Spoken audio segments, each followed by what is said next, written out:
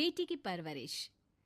जिंदगी किसी को किस मोड़ तक ला सकती है। एक दिन कविता अपने पति से कहती है, कौन है ये बच्ची, बताते क्यों नहीं, क्यों लेकर आए हो इसे यहाँ? कविता, ये मेरी बच्ची है। माँ पापा मेरी शादी शिवानी से करने के लिए मान नहीं रहे थे, लेकिन मैं उससे बहुत प्यार करता था। अब वो इस दुनिया में नहीं है, लेकिन सन्निका की जिम्मेदारी मेरी है। इसे मैं अपने पास ही रखूंगा। कविता ये देखकर सुनकर सन्न रह जाती है। कैसी बात कर रहे हैं आप? लोग क्या कहेंगे?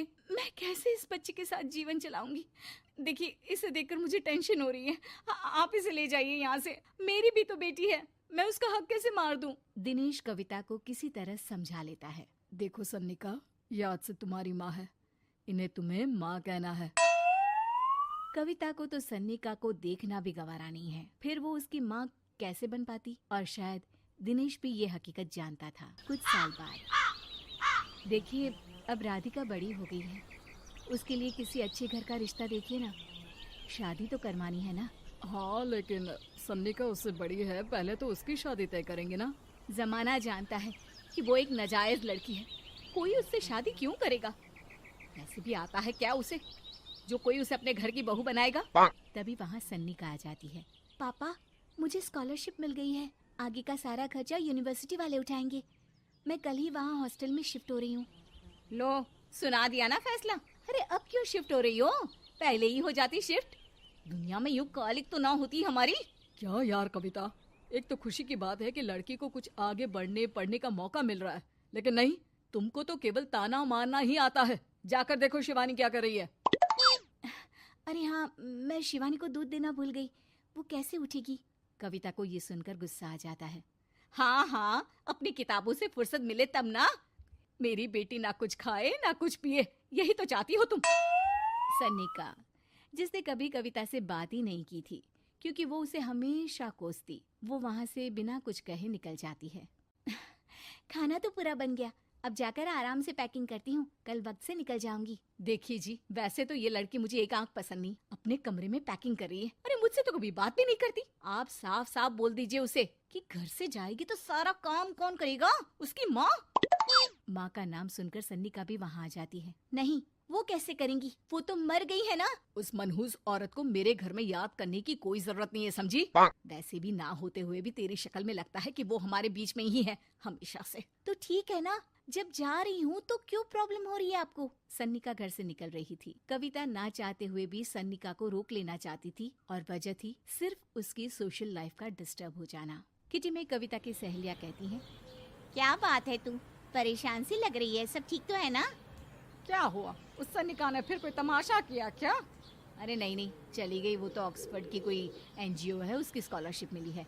मेरा भाई बता रहा था कि उसका तो फ्यूचर ब्राइट है। अरे चल ना, तुझे क्या, तेरा तो पीछा छूटा उससे। अरे कैसे क्या नहीं, घर का सारा काम करती थी। इसकी छोटी बेटी को भी तो उसी ने संभाला था, याद है? उसकी छोटी बेटी का जो केस हुआ था, वो भी अपने सर ले लिया था। हाँ, तो बदले में सारा खर्चा भी तो हम लोग ही उठा रहे थे ना। और पता है, वो मुझसे बात भी नहीं करती, जैसे पता नहीं मैं ही उसके माँ के मरने के लिए जिम्मेदार हूँ। अरे खुद को क्यों दोष दे रही है? तूने जो किया शायद कोई नहीं करता। कविता को समझ में नहीं आ रहा था कि उसके साथ ऊपर वाले ने ऐसा क्यों किया। वो शाम को घर आती है। आज तो बहुत खुश होगी तुम, एक बला से छुटकारा मिला ना तुमको। बेचारी की जिंदगी नरक बना कर रखी थी। वो तो कहते हैं ना, ऊपर वाला सब देखता है। देखो, चुन लिया उसने अपना रास्ता। कविता का मन तो करता है कि वो पति को सब कुछ सुना दे, लेकिन सामने सास खड़ी होती है। ये तो है, बेचारे को खाना बनाने से लेकर घर के सारे काम करने पड़ते थे। बाहर का भी कोई काम होता तो वही देखती। अब देखते हैं घर का काम कैसे होता है। तभी कविता की बेटी उसके लिए चाय लेकर आ जाती है। लो माँ चाय, कैसी रही किट्टी? अच्छी थी बेटा, खाने में कुछ बनाया है क्या? हाँ, सन्निका दीदी जैसी ही सब्जी बना दी है, आप रोटी बना लो। और हाँ, कल मैं चली जाऊंगी इलेक्ट्रिक बिल और राशन लाने के लिए। अच्छा अच्छा, पैसे मैं दे दूंगी।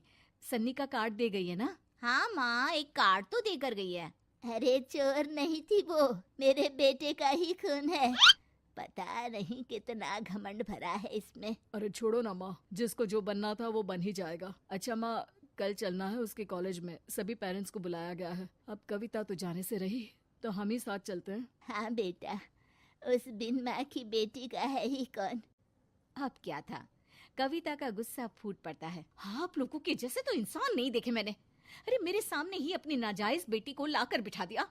रोज मैं उसे देखती तो एहसास होता कि कैसे आपने मुझे इतना बड़ा धोखा दिया। जरा सोचिए तो, अगर ऐसा ही कुछ मैंने किया होता तो। अरे रहने दे, क्या नहीं किया तूने उसके बदले में।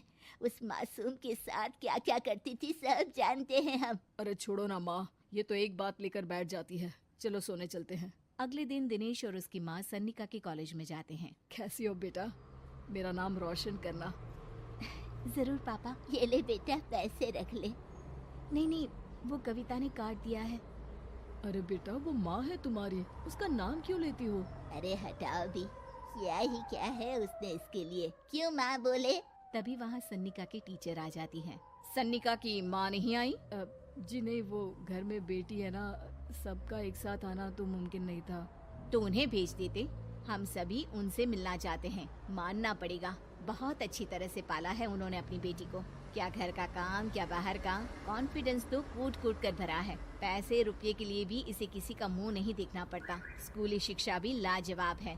पिता और दादी को एहसास होता है कि जिस कविता के पालन पोषण पर उन्हें हमेशा से शक रहा, वो सन्निका के भविष्य के लिए किसी वरदान जैसा साबित हुआ।